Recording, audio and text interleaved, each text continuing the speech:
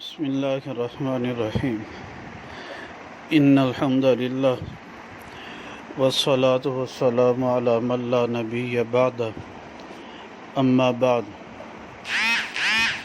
عقیدہ ختم نبوت کے بارے میں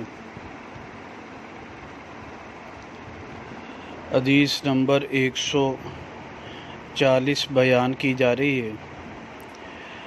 یہ حدیث مبارکہ کنز العمال فی سنن الاقوال و افعال میں موجود ہے۔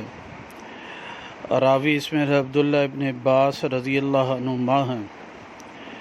الفاظ مبارکہ یہ ہیں، نبی پاک صلی اللہ علیہ وسلم نے فرمایا وزنت بالخلق کلہم، کہ مجھے ساری مخلوق کے ساتھ تولا گیا، یعنی ایک ترازو کے ایک پلڑے میں مجھے رکھا گیا، اور دوسری طرف ساری امت کو فرجحت بہم، پس میں غالب آ گیا ان پر۔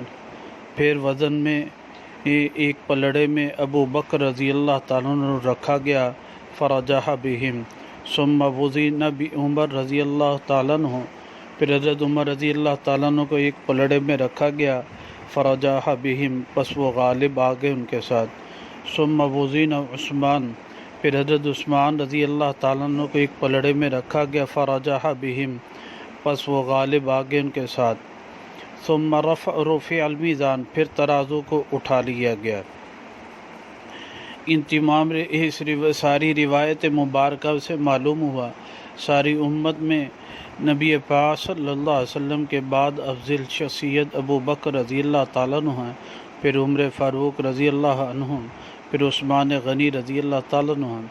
یہ سب نیک اور افضل شخصیات بعد النبی صلی اللہ علیہ وسلم ہیں، لیکن پیغمبر نہیں، کیونکہ آپ علیہ الصلاۃ والسلام کے بعد کوئی آنے والا پیغمبر نہیں۔